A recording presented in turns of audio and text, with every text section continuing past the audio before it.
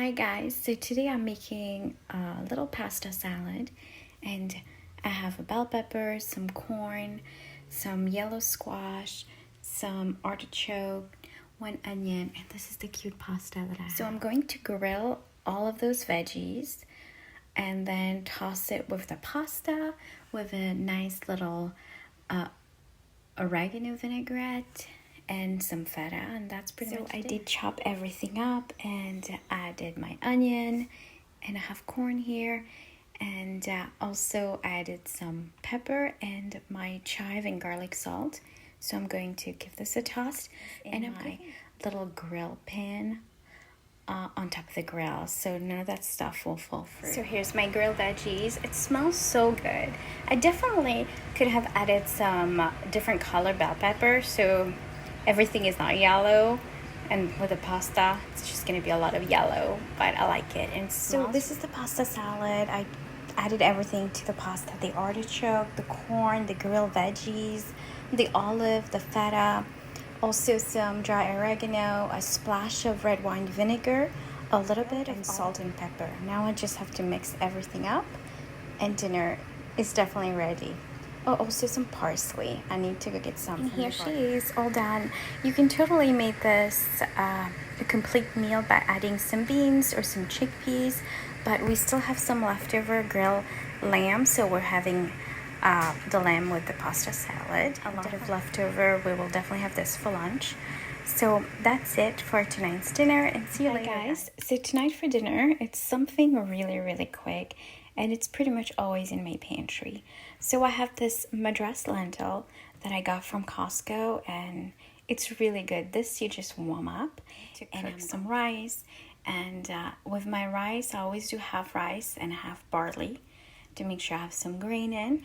And I have some frozen spinach always in my freezer. So I am going to be cooking that. Also I wanted to show you my biscuit that I have with tea, and it's Le Petit Collier. I grew up with this. It's so delicious, and I always try to get the dark chocolate. So after school, I always get one biscuit, and that one's really good if you like dark chocolate.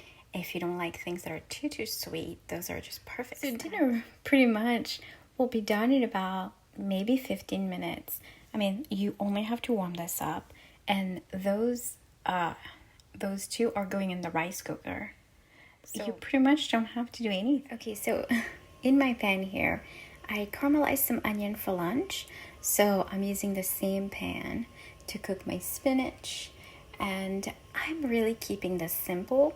So because we're having kind of Indian food, I'm just keeping it simple. I'm going to toast some cumin seed and then add some onion tops.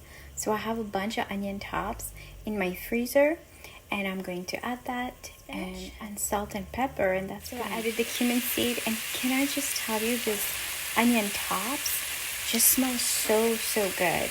If you happen to get like onion with the tops on, just like chop it up and put it in the freezer.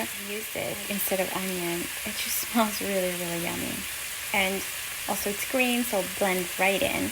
Also, I was just thinking, like, those would be perfect in quiches or omelets.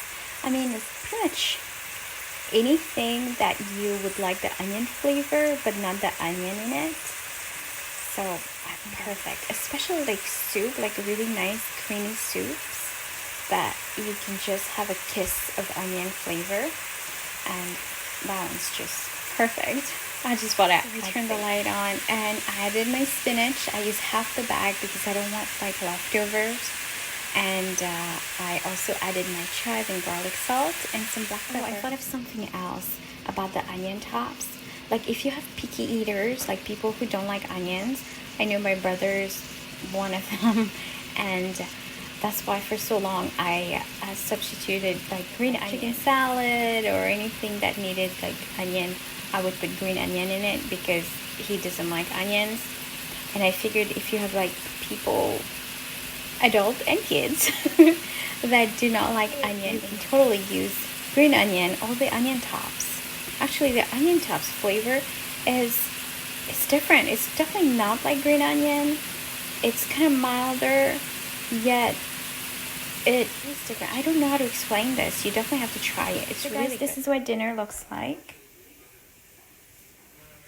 And sometimes we have it with a fried egg, and I know it might sound weird for a lot of people, but not us, because I grew up with a little bit of everything. We would do like a fried egg to add to our dinners and lunch or anything. So that's really normal for us, and you can try it. Very nice film. Hi guys, so tonight we're having mushroom pizza. I wasn't sure about filming this, but I figured why not. So in here I have 1 cup of warm water with 1 tablespoon of yeast, honey, and I'm just letting it bloom for about 10 minutes. Also, I have amazing news. My stove is working again. Cliff fixed it, so I'm very excited about this. So in here I have my mushroom, a little bit of oil, and I have my onion tops, salt and pepper. So I'm just sauteing everything.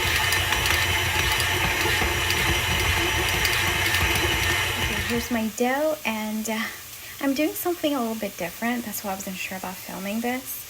I don't think I would let it rise as much as I want to because it's really late right now. I mean, it's not really late. It's 5:30 and you got 5, maybe 6. So I'm going to give my dough about 30 minutes to rest, and then I'm just going to pop it in the oven. And we'll see together if it comes out or not. I don't know what plan B is if this doesn't work out. You may still want to eat it, even if it doesn't taste that good, but I will let you know. I'm also using some Alfredo for the base of my pizza. I love a white sauce on my pizza. I actually really prefer it over red sauce, so this is what we're doing. Some Alfredo, the mushroom, the cheese. Look how pretty my dough is. So this has a good rise on it, so I'm going to divide it in 2, and we're going to make 2 pizzas. I wanted to show you guys, I like a nice crispy crust, so I like to add a little bit of cornmeal or polenta, like whatever you have, just at the bottom. And here's one, and we decided to make the other pizza with pepperoni and some jalapeno, and I have some oregano on top of it. And the other one, the onion tops, I did not add any oregano on it because it's really delicious. I tasted the toppings. So this is going in the oven at 450 for about 15 minutes. So the pizza is out of the oven. It took only 10 minutes for it to cook. There you go. Can't wait to try this. I'm super excited to try this. I will definitely let you know. So, what do you think? It's good. Which one is your favorite? I like them both. I don't have a favorite. You don't? Well, guys, the pizza dough is a win. Good morning, guys. So I'm making a quick breakfast, and it's Sunday. So I have those tater tot in the air fryer right now. I have 3 eggs that have been up with some salt, and this is from my little side garden. The one by the house that's almost in shade totally. So I have some thyme, a little parsley, and some of my Swiss chard. I have this Beyond Me breakfast sausage that's been in my freezer forever, so I figured I would just make a couple of those as well. This is the last of the bread that I baked that I saved in the freezer. I usually slice everything and then freeze it, so I have 2 slices left. So after my tots are done, I will put that in the air and toast it that way. I've never done that before. So I chopped up the Swiss chard and my thyme. I took it off the stem, and also I cannot believe that I grew those from seed. Like, I'm totally amazed. I mean, not before, so that's really exciting. I'm melting some butter with some of my onion tops that I froze. Remember, I got so many onions with their onion top from the neighbor, and I froze the top, and I can't wait to make like an onion top pesto. So that's softening. I'm going to add the thyme. Okay, so when everything's soft, I added the grains, and also like thyme and butter smells so good. That's literally my childhood right there.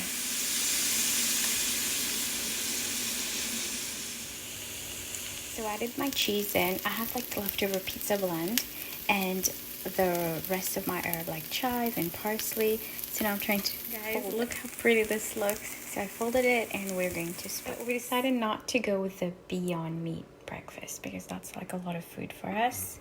And this is Santa Claus melon. If you've never had it, you should definitely try it. Tastes like cucumbers and what is that? Yeah. And I'm saving the seeds here. I got it at Whole Foods.